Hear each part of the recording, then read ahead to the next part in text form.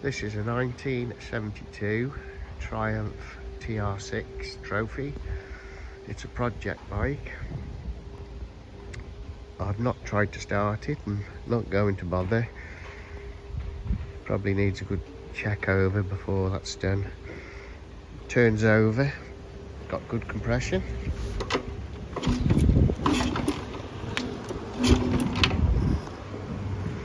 The gears select on it. The brakes work in a fashion. It's a matching numbers bike. Pipes look good condition, but it does look like, looks like it was on the road in 1997,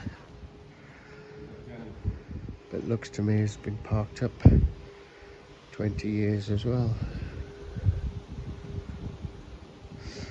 If you fancy a project, take a look on eBay.